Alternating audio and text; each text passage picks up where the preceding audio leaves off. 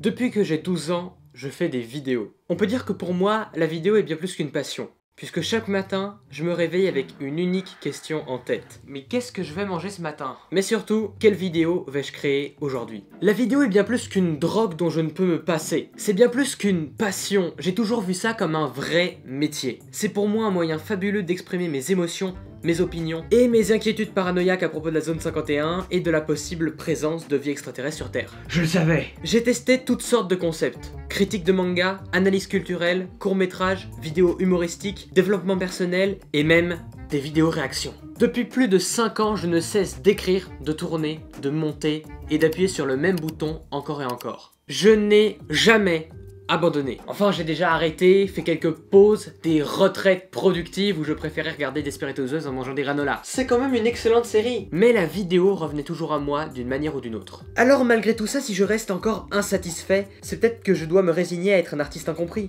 Un homme voué à ne jamais être comblé. Ou bien il me manque quelque chose.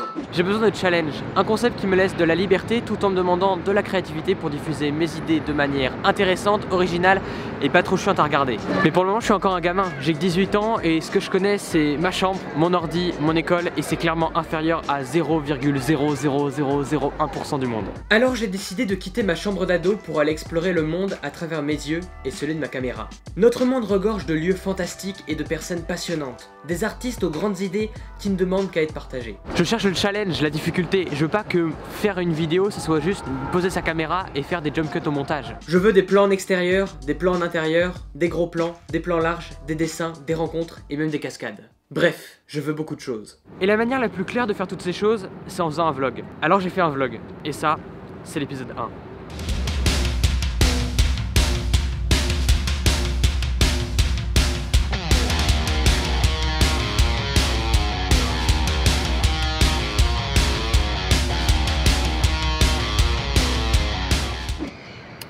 Là vous devez vous dire, encore un énième vlogueur qui veut copier Casey Neistat. Et vous avez raison, enfin, partiellement. Depuis 5 ans, j'ai testé des tas de concepts différents en vidéo. J'ai commencé avec des vidéos sur Minecraft en 2012, puis des critiques sur les mangas en 2014, où je portais d'ailleurs ces lunettes extrêmement étranges. Non mais quelle idée de porter ça, vraiment. Des vidéos de développement personnel en 2017, et tout un tas d'autres concepts largement inspirés de mes créateurs préférés. Mais non, c'est pas du plagiat enfin. Mais je n'ai jamais été satisfait. J'avais une motivation de départ, puis elle ne faisait que descendre. Mais au lieu d'arrêter, je testais autre chose. Je pivotais comme on dit. Et je pense que j'ai bien fait. Et puis j'ai découvert les vlogs. Quand j'ai découvert les vlogueurs, il y a eu comme une explosion dans ma tête. Ces gens étaient vrais, authentiques et créatifs. Ils étaient productifs mais arrivaient à créer leur propre style pour partager leurs idées. Ils se contentaient pas juste de poser la caméra devant eux, mais en tout cas s'ils le faisaient, c'était avec une idée en tête. Ils cherchaient tous les moyens les plus créatifs pour partager leurs histoires. Puis une nouvelle vague de vlogueurs est arrivée, mais ils avaient tous les mêmes plans accélérés, les mêmes paysages et les mêmes effets que Casey Neistat, mais sans le sens derrière. J'ai vraiment l'impression qu'ils ont mis en avant la forme en oubliant le fond. Mais moi je veux pas faire un vlog comme tout le monde. J'en ai rien à foutre des timelapses, des travel vlogs avec des photos sur la plage. Je suis pas vraiment une influenceuse Instagram. Moi j'aime le challenge, les rencontres, les découvertes et c'est pour ça que j'ai envie de partager ce vlog avec le plus de créateurs possible, comme Balthazar. Je compte pas juste montrer ma vie qui est pas toujours très intéressante, mais j'ai des idées que j'ai envie de partager et je compte bien le faire. Il y a un proverbe qui dit que la contrainte donne naissance à la créativité.